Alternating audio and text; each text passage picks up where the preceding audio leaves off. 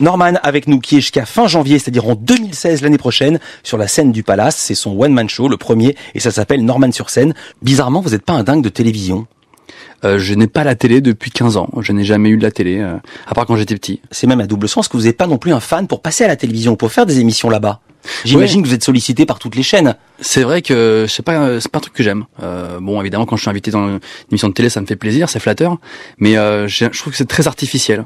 C'est-à-dire que, bon, évidemment, c'est ce média qui veut ça. On est maquillé, on est autour d'une table, on est bien droit. On prend une position que jamais de la vie on aura dans la vie, c'est sûr et certain. Vous êtes jamais bien droit dans la vie? Non, mais ce que je veux dire, c'est que on parle que dessus, c'est chronométré. Bon, bref, tout est artificiel. Et donc, du coup, je m'y sens pas à l'aise. Quand je suis sur Internet, évidemment, je suis complètement moi-même. Et ce que je véhicule comme image aux gens, c'est le moi de la vie de tous les jours.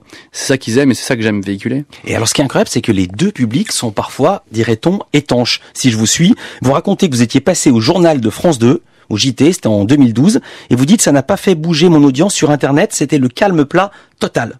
Exactement. Je pense qu'il n'y a pas forcément de transformation. C'est pas parce que je passe au JT de 20 heures, c'est-à-dire une grosse audience sur France 2, que forcément il y aura des répercussions sur une vidéo dont je parle, sur Internet, etc. Je pense qu'en effet, les deux médias sont un peu hermétiques et se comprennent pas forcément. Je vais parler de cinéma. En 2013, vous étiez à l'affiche avec le premier rôle de Pas très normal activité de Maurice Barthélémy. Ça fait un flop. Totalement. 150 000 entrées. Pourquoi ça vous fait marrer de dire totalement? Parce que des fois, les gens aiment me titiller avec ça. Et moi, j'aime bien rentrer dans l'art. Et avec le recul, comment vous l'expliquez?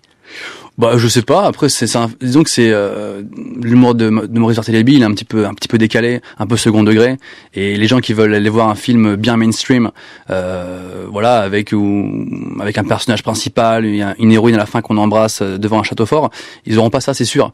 C'est vraiment une parodie complètement grotesque, et c'est ça qui m'a beaucoup plu dans le scénario et qui continue à me plaire. C'était pas vos idoles, les Robins des Bois, à l'époque? Ah, c'était complètement mes idoles.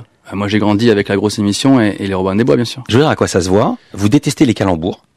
Vous détestez qu'on vous fasse la vanne normal Norman.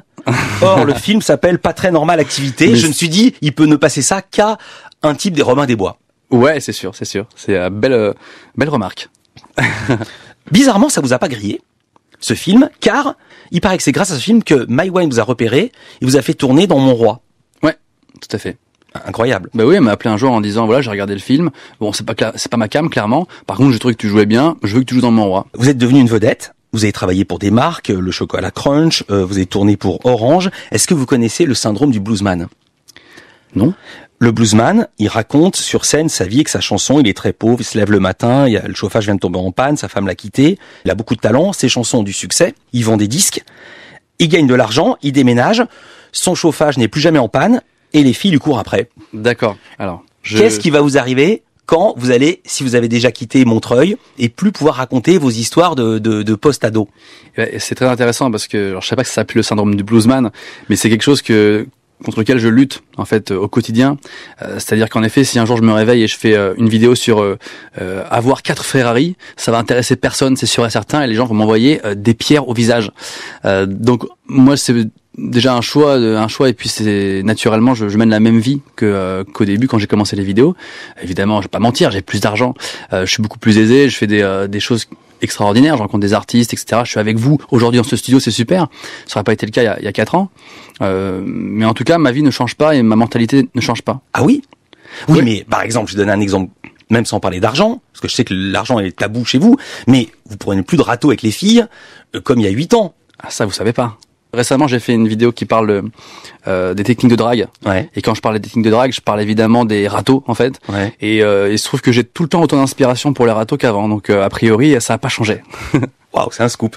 Vous avez aucun problème pour parler toutes sortes de sujets. Par exemple, la masturbation, vous faites des vidéos là-dessus, des sketchs. Est-il vrai que vous détestez parler d'argent?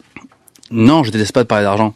Simplement, les gens sont passionnés par l'argent. Quand ils me voient, ils voient pas un artiste, ils voient une machine à thunes. Ah bon? Bah oui, et ça me pose problème. Quand je suis invité sur le plateau, la seule question qu'on me pose, c'est après avoir dit dis-nous l'explication du mot swag, on demande combien tu gagnes d'argent. Et ça me pose problème parce que je suis pas vu du tout comme un artiste et c'est pas ça que j'ai envie de véhiculer comme message. Norman avec nous sur France Info, on se retrouve tout à l'heure.